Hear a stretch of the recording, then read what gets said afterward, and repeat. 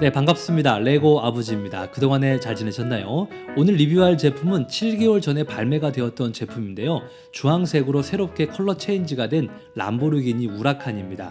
발매 당시에 라임색이 상당히 예뻤는데요. 이렇게 주황색으로 나온 걸 봐도 굉장히 예쁘고 멋있는 것 같아요. 컬러 체인지는 레고에서 자주 사용하는 방법인데요. 부가티 볼리드도 색상을 변경해서 발매가 되었죠. 그리고 피아트도 블루로 이렇게 변경이 되었습니다. 크리에이터 제품인 앵무새도 색상만 다르게 출시가 되었잖아요. 변경된 박스는 경주용 트랙을 달리고 있는 모습인데 라임색은 일반 도로였는데 약간 변화가 있죠. 뒷면에는 색상만 다르고 구성은 똑같습니다. 부품수는 806피스이고요. 사용 연령은 9세입니다. 7개의 봉투로 구성이 되어 있고요. 소프트 엑셀 2개와 스티커가 있죠. 설명서는 두 제품의 실차 위치가 다르죠.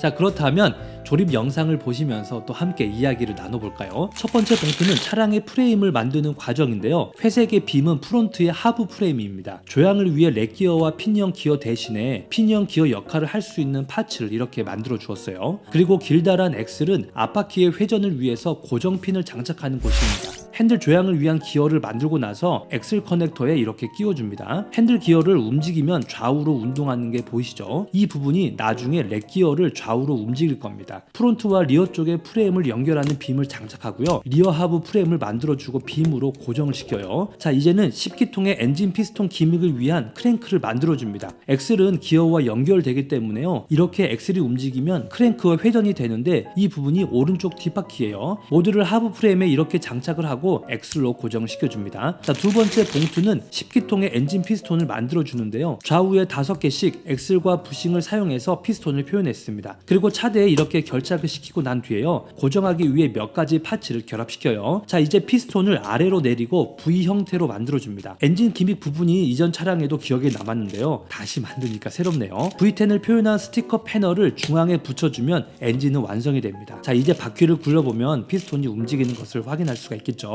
다음은 조향을 위한 렉기어 파츠를 만들어주는데요. 우선 바퀴 양쪽으로 H형의 브릭을 장착하고요. 장착한 브릭과 렉기어 역할을 하는 빔을 연결합니다. 그리고 피니언 파츠를 앞으로 밀어주면 조향 기믹이 완성이 돼요. 자, 세 번째 봉투는 이제 운전석 앞쪽에 대시보드를 장착하기 위한 베이스 모듈을 차례로 만들어줍니다. 핸들 중앙에는 프린팅된 브릭이 있고요. 핸들은 고정식이에요. 루프를 고정하는 브릭과 B필러를 표현한 브릭을 양쪽으로 장착을 해주고요. 도어 안쪽 날개 브릭도 함께 장착을 합니다. 이번에는 범퍼 쪽에 베이스 모듈을 장착하는데요. 작은 브릭들을 계속 붙여가면서 나중에 붙일 외부 패널들을 고정하기 위한 베이스 모듈을 만들어줍니다. 이제 범퍼의 첫 번째 파츠를 장착하고요. 커다란 머플러를 양쪽으로 붙여주면 3번 봉투는 끝이 나요. 자, 네 번째 봉투는 뒤쪽에 영문 로고를 파츠에 붙이고요. 사이드 스커트를 양쪽으로 장착을 해줍니다. 그리고 핸들 조향 손잡이를 달아요. 자, 이제 조향이 잘 되는지 테스트도 좀 해봐야 되겠죠. 대시보드 패널도 만들어서 이렇게 앞쪽에 장착하고요. 계기판과 송풍구 스티커 브릭을 양쪽으로 붙여줍니다. 루프라인을 표현하기 위해 사용되는 소프트 엑셀을 고정하는 커넥터도 앞쪽으로 장착을 하면 돼요. 자, 다섯 번째 봉투는 프론트 패널을 만들어 가는데 프론트의 디자인을 만들어주는 모듈입니다. 스플리터는 아래쪽에 장착을 하고요. 프론트 범퍼 양쪽 사이드 하단은 하나의 파츠로 만들었어요. 그래서 이렇게 장착을 해줍니다. 범퍼의 입체감을 살리기 위해서 시스템 브릭을 사용했는데 깃발 브릭은 범퍼의 디자인을 강조했는데요. 네 군데 장착시키면 이렇게 멋진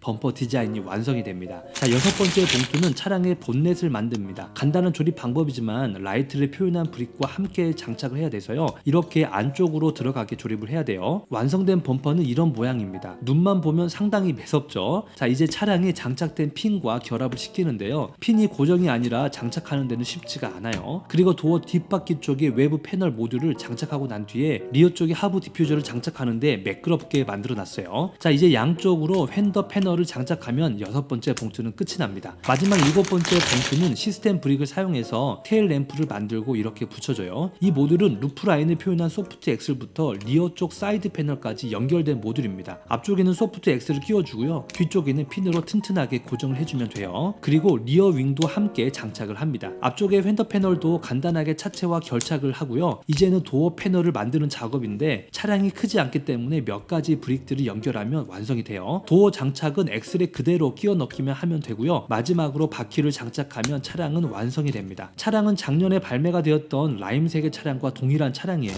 저는 개인적으로 오렌지 색상이 마음에 드는데 여러분들은 어떤 색상이 마음에 드신가요? 두 제품 중에서 하나만 구매하셔도 아마 만족감은 크다라고 생각이 듭니다. 그렇다면 제품의 특징에 대해서 함께 알아볼게요. 조향은 조금만 움직여도 반응성이 아주 좋습니다. 조향을 만들 때 브릭의 간격이 짧아서요. 살짝만 움직여도 금방 작동이 되는 이유죠.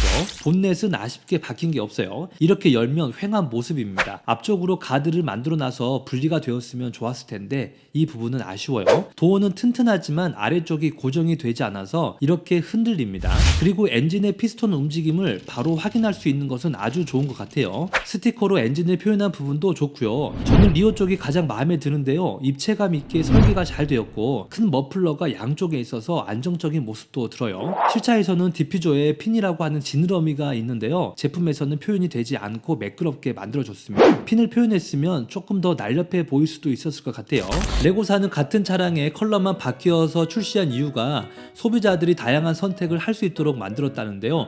오히려 발매 때 여러 가지 색상으로 출시가 되었으면 선택의 폭이 더 넓었을 거라는 생각이 듭니다. 오늘의 영상이 차량 구매하는데 도움이 되셨으면 좋겠고요. 영상은 여기까지입니다. 오늘 하루도 레고와 함께 즐거운 시간 되시고요. 행복하십시오.